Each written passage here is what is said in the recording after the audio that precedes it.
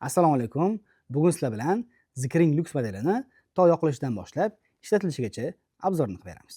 Tasbeh xarid qilganingizdan keyin tasbeh orqa tarafida maxsus QR kod mavjud.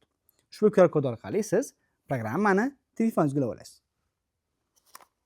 Endi unboxing qilamiz. Hop. Maxsus tilak. Tasbeh o'zi eslab qo'yinglar. Xuddi shu tasbeh metallический korpus bo'ladi, ya'ni korpusi metalldan qilingan bo'ladi. Hop, undan tashqari korobkaning ichida ko'rishingiz mumkin.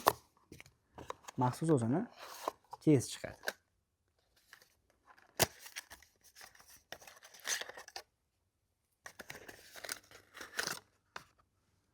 Tasbeh qanaqa zaryadka qilinadi?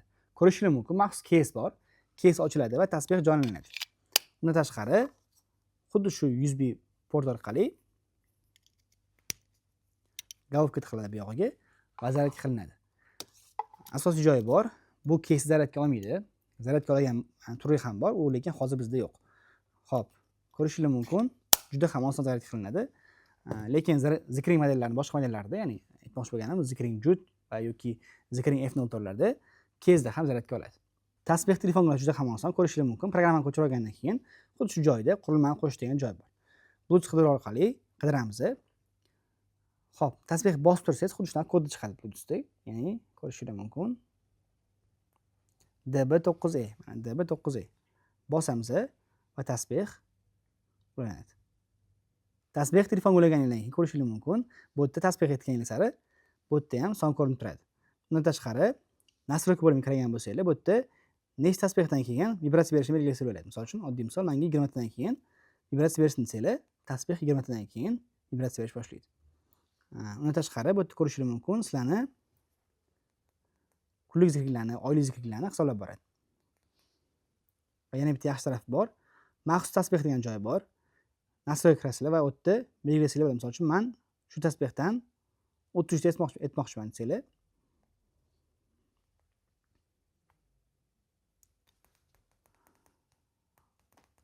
dan keyin tasbeh vibratsiya orqali sizlarga vazifalarni bajarganinglarni eslatib turadi. Xo'p, undan tashqari ekran aylantirish funksiyasi bor.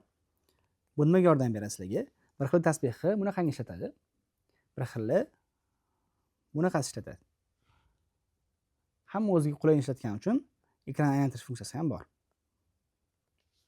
Va uzukni topish degan funksiya bor. Bu qachon uzukni yo'qotib qo'ygan bo'lsangiz, mana shu funksiyani bosgan bo'lsangiz, uzuk vibratsiya beradi. Va siz uni topib olishingiz mumkin. Va yana bitta funksiyasi bor. Sizlarga tasbehlarni eslatib turadi. Bu yerda ko'rishingiz mumkin. Misol uchun, menga 4 dan boshlab soat 10 gacha eslatib turadi. Zikrlanadi deysizlar va bu yerda interval qo'yib qo'yasizlar. Misol uchun, men har 3 daqiqada eslatib turadi desanglar, har 3 daqiqada sizlarga eslatib turadi tasbehlarni. Xo'p. Yana bitta yaxshi funksiyasi bor bu yerda. Agar tasbeh kimdir hadya qilmoqchi bo'lsanglar, kimgadir ham xuddi shu joyga kirasizlar va bu yerda uzish degan joy bor. Shu joyga bosib turib, tasbehni telefondan uzasizlar. Muhim joyi bor. Tasbeh hadya qilib olgandan keyin bu narsani qilmaydi. Shuning uchun ham tasbeh hadya qilishdan oldin xuddi shu joydan uzib qo'yish shart. Agar shu tasbehlarni xarid qilmoqchi bo'lsangiz, bizning hamkorlarga aloqaga chiqing. Aytgancha, bunaqangi obzorlarni o'tkazib olmaslik uchun Aql Center Lejaga obuna bo'ling.